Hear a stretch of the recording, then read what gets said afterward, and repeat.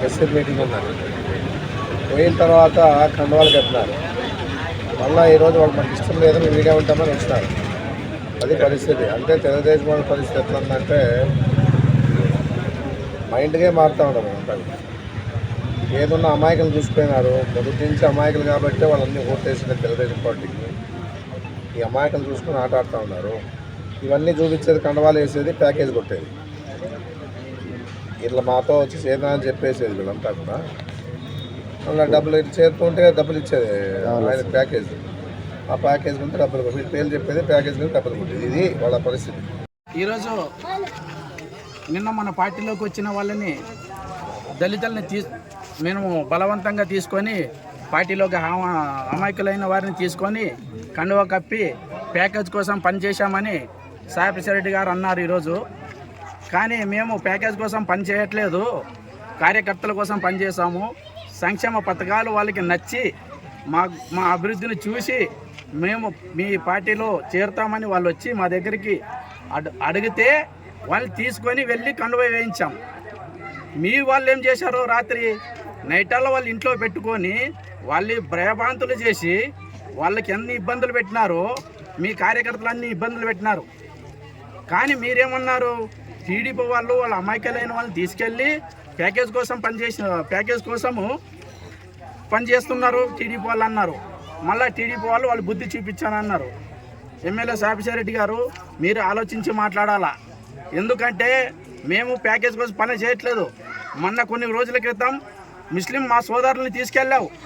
అదే మీ ప్రతాప్ రెడ్డి గారు కానీ వేణుగోపాల్ రెడ్డి గారు కానీ వాళ్ళు ప్యాకేజ్ కోసమే తీసుకొచ్చారా మీ పార్టీలోకి? అది ఆలోచించి మాట్లాడండి. ఎందుకంటే ఇలాంటివి ఇంకా దీనికి జరుగుతూనే ఉంటాయి. మేము ప్యాకేజ్ కోసం పని చేయట్లేదు, కార్యకర్తల బాగు కోసం పనిచేస్తాం, అభివృద్ధి కోసం పనిచేస్తాం. అది తెలుసుకోనండి. మేము ఎవరినైనా బలవంతంగా పార్టీలోకి ఆహ్వానించాం. వాళ్ళు ప్రేమతో వస్తామంటే తీసుకెళ్తాం. ఈరోజు వచ్చి మీ పార్టీలో చేరిండొచ్చు, మేము వాళ్ళని భయభ్రాంతులు చేయం. మీలాగా సాయంత్రం కావాలంటే మీకు సవాల్ విసురుతున్నా. మీకు దేవుడు అంటే నమ్మకం, మాకు దేవుడు అంటే నమ్మకం.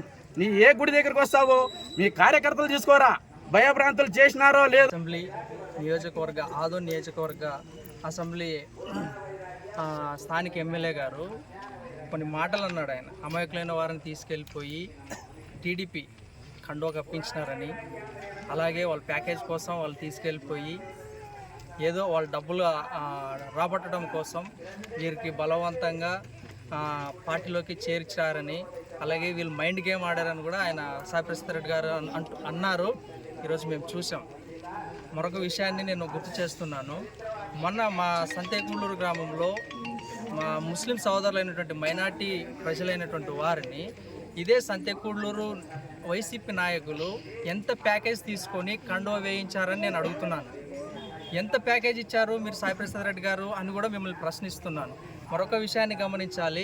ఎందుకంటే ఈరోజు ప్యాకేజ్ కోసం మేము టీడీపీ కార్యకర్తలుగా నాయకులుగా కొనసాగట్లేదు. గ్రామాన్ని దృష్టిలో పెట్టుకొని గ్రామ అభివృద్ధి కోసం మేము ప్రయాసపడుతున్నాం.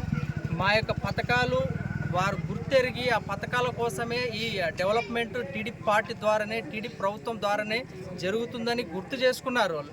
నైట్ అంతా మా నాయకుల దగ్గరకు వచ్చి ఆ మాల సహోదరులు, దళిత సహోదరులు మేము మీ పార్టీలోకి వస్తాం, మీ పార్టీ అంటే మాకు కొంచెం నమ్మకం కలుగుతుంది అభివృద్ధి విషయంలో అని నైట్ అంతా మా నాయకుల దగ్గర ఇక్కడ ఉన్నటువంటి మల్లెన్న కావచ్చు, కేశప్పన్న కావచ్చు, వీరి దగ్గర వారు కూర్చొని సుమారు గంటన్నర చర్చలు జరిపిన తర్వాతనే మీరు ఒకవేళ మా పార్టీలోకి వచ్చి కండువా వేసుకున్న తర్వాత ఎందుకంటే మీరు రెడ్డిల దగ్గరే మీరు పొలాలు చేస్తుంటారు, వాళ్ళ దగ్గర కౌలు రైతులుగా కొనసాగుతున్నారు కాబట్టి మళ్ళా వాళ్ళు మిమ్మల్ని భయభ్రాంతులకు గురి చేసి పార్టీ తరఫున మిమ్మల్ని ఆహ్వానించవచ్చు, మళ్ళీ వైసీపీ కండువా కప్పొచ్చు అని మా వాళ్ళు ప్రశ్నించినా లేదు మేము కండువా ఎట్టి పరిస్థితుల్లో కప్పుకోమని తెలియజేశారు వాళ్ళు. ఈరోజు వాళ్ళు వెళ్ళి వైసీపీ కండువా సాయిప్రసాద్ రెడ్డి ద్వారా కప్పుకొని ఉన్నారంటే దానికి కారకులు ఎవరు తెలుసా? మీ వైసీపీ నాయకులే. ఎందుకంటే నైట్ అంతా వాళ్ళకు నిద్ర పట్టలేదు. ఎట్లా ఉందంటే ఈరోజు సంతేగూడూరులో ఈ ఉమ్మడి అభ్యర్థి అయినటువంటి పార్థసారథి గారిని గెలిపించడానికి కోసం జనసేన కావచ్చు, ఇటు బీజేపీ నాయకులు కావచ్చు, ఇటు టీడీపీ నాయకులు కావచ్చు, అందరూ ముమ్మరంగా పట్టుదలతో కృషితో ఎట్లయినా బహుజన బిడ్డ అయినటువంటి వాల్మీకి